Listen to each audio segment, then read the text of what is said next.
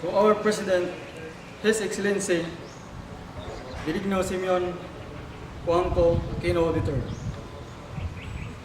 Senators, the Secretary of National Defense, Chief of Staff of the Armed Forces of the Philippines, Philippine National Police Chief, ladies and gentlemen, good afternoon. I am Reynold de Braga, a human rights lawyer, speaking all about the demystifying Marcos martial law regime. 39 years ago, Ferdinand Marcos declared martial law, allowing him to rule the country for 13 years. I was then a 19 years old Ateneo College dropout heading the Manila and Rizal organization of the Communist Party of the Philippines. Then, a ragtag band of dreamy-eyed baby bombers. Founder Jose Sison was the 33 years old. The legendary Commander Dante, 29. The party's analysis was the Plaza Miranda bombing of the opposition. Rally a year earlier had anticipated. The split within the ruling class. So much so that Marcos would soon declare a heated martial law and create a revolutionary situation chaotic enough for the communists to take over power. The party thought was caught flat-footed when martial law came. Many of its top leaders were arrested or killed in a few months' time. After romanticizing urban guerrilla warfare, we found ourselves armed exactly with one rusty Thompson and two carbines of World War vintage. With my late wife Raquel, our 18-month-old daughter Andrea. I was captured 6 months later in a dawn raid by the Philippine Constabulary 5th Security Unit to spend 2 years in Marcos prisons. The expectation of a split within the ruling class turned out to be monumentally inaccurate. Its conceptual cousin thought has been propagated by the Philippine ruling elite and is now the dominant narrative of the period. That the martial law period was the darkest days of the Republic. When the Marcos Romualdez conjugal dictatorship with tanks and soldiers in the streets, roughshod over the nation. There was no split at all among the ruling class. Marcos suppressed only a small faction of it that was his avowed enemy, consisting mainly of the powerful Lopez, Osmeña, and Ruas Aranita, political and economic elite.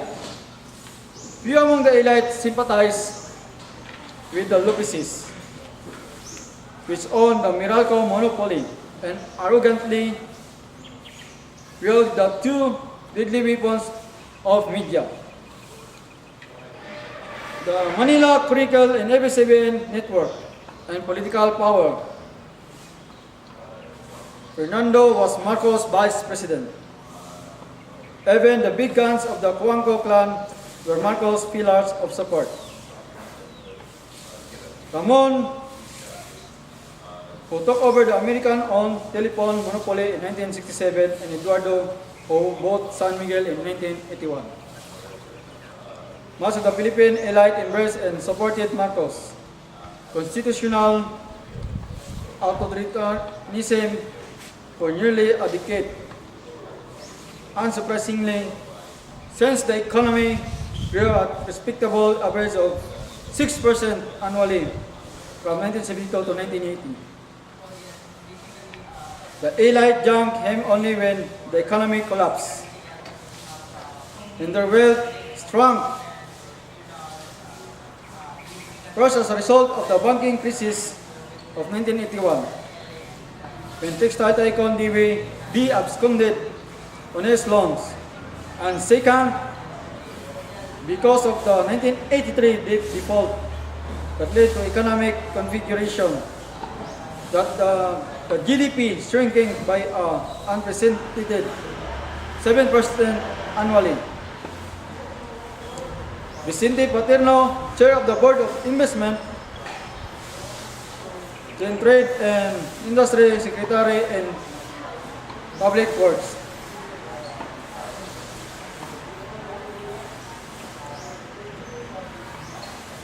Secretary was the forefront in rallying the support of ethnic Filipino big business groups for Marcos. The revered Carlos Romulo, the only Filipino United Nations General Assembly President, was Marcos' Foreign Secretary until his retirement in 1984. His two sons, Ricardo and Roberto, stays now to the politically noisy Makati Business Club organized in 1981, would become legal and business luminaries during martial law. Many of the Supreme Court justices since 1980 had their legal careers jump-started during martial law. Marcos, flanked from the UP Academy Finance Secretary Cesar Virata and Budget Secretary Jaime Laya, who would create a force of technocrats in the bureaucracy to the delight of the business sector. Marcos recruited a core of ideologists and eminent writers, respected academicians and columnists now who fleshed out this vision of a new society and wrote his speeches as well as his story of the Philippines. Iginuhit ng taghana. Father Jose Cruz, SJ President of the Ateneo for most of martial law, was Marcos' spiritual advisor. UP President Onofre De Corpus got poorly beat academics, fought physics working for Marcos think tanks such as the Development Academy of the Philippines. For the Castilian descended elites, Marcos reminded them of a dictator they admired, Generalissimo Francisco Franco, who defeated the Spanish communists. The Sorianos and Ayala's conglomerates grew by leaps and bounds during martial law. Philippine businessmen rebelled Yuda, Washington Sisip, recommended to Marcos his protege Roberto B. Ongkin, who would be the dictator very effective trade and industry head.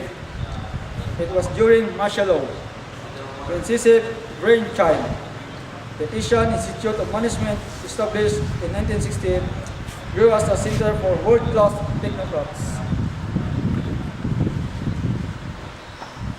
If not for Marcos, there most probably wouldn't be wealth now and contribution to the economy of the Chinese Filipino businessmen.